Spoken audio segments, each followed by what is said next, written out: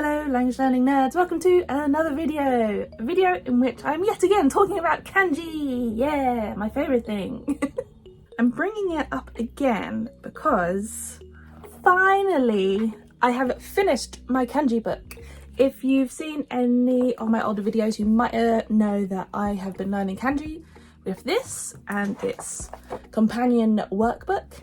And I feel like for ages now, I feel like for the past 6 months, I've been like, I'm almost finished. I'm almost finished. I'm nearly there. I'm almost finished. And like, I've just been in that sort of state for a long time. But I can finally now say, for surezies, I finished. Yay! I think I will still be using it a little bit to keep on practicing because I really do like this book. But in general, I've properly finished now, so if I want to continue learning some new kanji, I'm gonna have to go to different sources. This year, the plan is actually to concentrate more on speaking and listening and improving those sorts of skills. Because I feel like kanji, I'm doing good. Let's say, because last year I did the N4, right? That was all good. I passed, yay. And I feel like if I was thinking at the end of this year, if I wanted to do N3, I feel like I'm most of the way there with kanji. So again, even if I was like studying for an exam, I don't need to make kanji my big priority. So for the first part of this year, maybe going on into the spring, maybe summer, I'm not going to concentrate on learning new kanji. However, so that means like, I think I'm going to have the kanji that I do know now it will become a sort of maintenance mode, I guess, like making sure that I keep using those kanji so that I don't, forget them. I got to keep them in use, However, I wanted to think ahead to the future of when I do eventually want to learn some new kanji. I do want another kind of textbook or dictionary that I can use to continue on my studies, because this workbook that I was using has 512 in there, and so I've done that. I need some more now, and I did a while back. I think it appeared in one of my videos when I did a shopping thing. I don't know, I can't remember. But I had bought a book with this in mind of, in the future, this is what I can use to learn some new kanji. And I bought this, right? Kanji and kana. Now it does have the kanji in there that I've already learnt, like 512 of them. However, it has quite a lot more.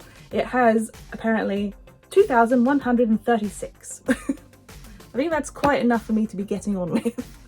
And I bought this. I had actually wanted to buy another kanji book that I'd seen online, and I liked the look of it, so I wanted to try and get that. But like each time I would go and try and buy it, it was never there. It was never there. I wanted it. It was never there. So I finally cracked and bought this one, a different one. I thought this one would be okay.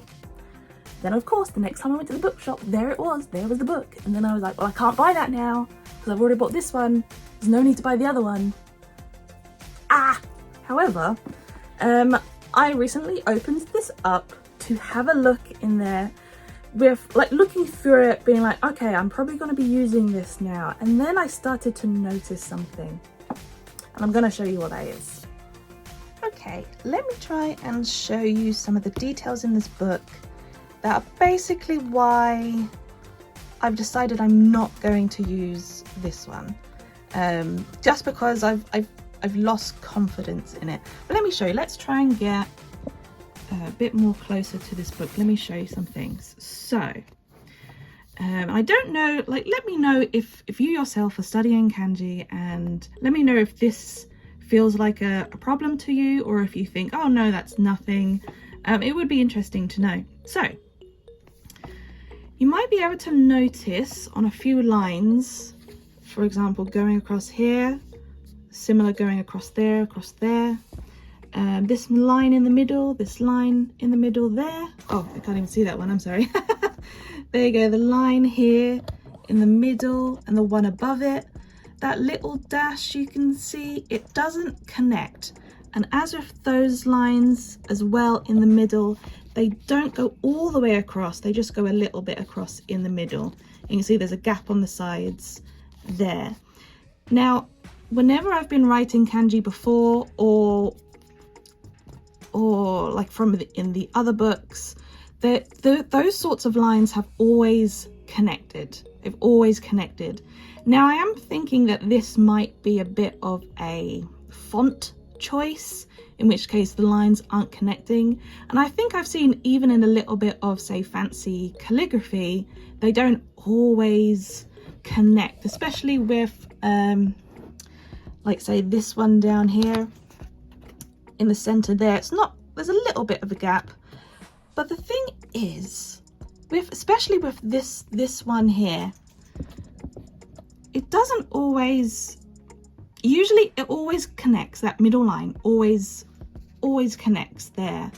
However, there is a kanji that uses this that doesn't connect on purpose. And I think it's an older kanji, or not one that's used as often. But because I know that it exists, every time I see something like that, or like this one here, or the one above it again in the middle there, I feel like when I'm using this book, I will be constantly thinking, is that line meant to connect, or is it purposely not meant to connect? Like when I'm writing it, should it do that or shouldn't it do that? I'm not 100%. I'll keep doubting myself about that, thinking, oh, is it that one time that I've, you know, it's that other kanji that doesn't come up very often. I just feel like I'd be second guessing myself all the time.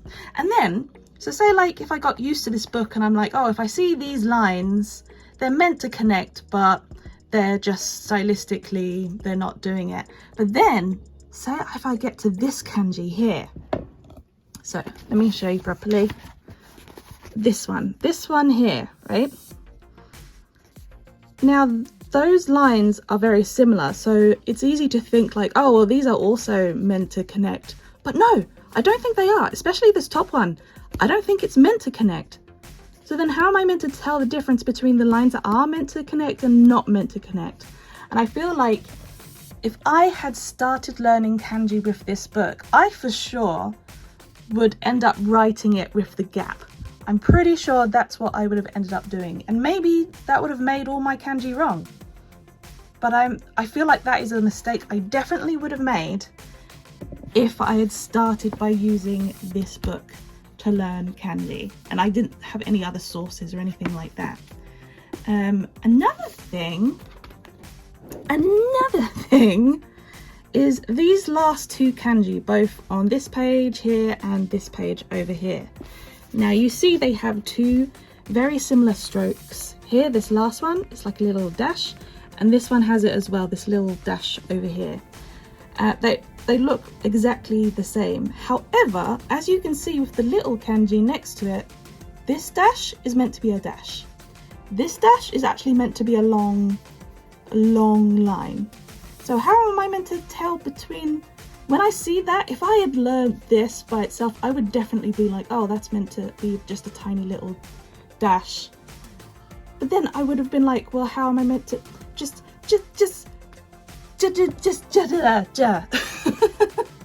I feel like there'd just be so many mistakes I would learn from this. And maybe it's nothing, maybe it's not really mistakes, maybe it is just a font choice. I'm not sure, but it gives me enough doubt that if I was using this book, I feel like I would always be double checking on the dictionary online with the kanji. And if I'm using this, I don't want to keep having to go to the dictionary online to use it, because then why don't I just use the dictionary online, you know? Yeah, so I just with this book, So yeah, it is such a pity, but I just don't think I can use this one. I don't think I can use this one. At least I don't feel confident enough that I can use this one without making mistakes, you know? And I just want to feel confident when I'm learning new kanji. On the plus side, maybe I can go buy that book that I originally wanted. I swear it's not all just a big excuse so I can go buy that book.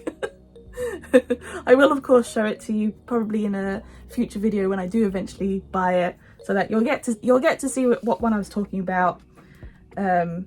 Yeah, and hopefully I don't see any of the same issues that I have with this one in that one. Hopefully not, but I'll see. I'll see when I go and have a look at it. As a little side note, I will do, I know I usually do my little series called My Japanese Bookshelf, where I show you some books, and sometimes I show textbooks or, you know, books that are teaching you Japanese.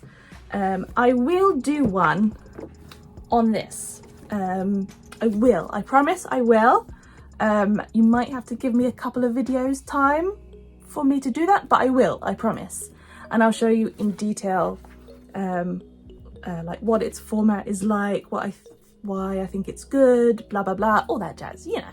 So thank you for listening to me ramble on about kanji again. I hope to see you soon in another video. So for now, may your grammar be structured and your vocabulary varied. Bye!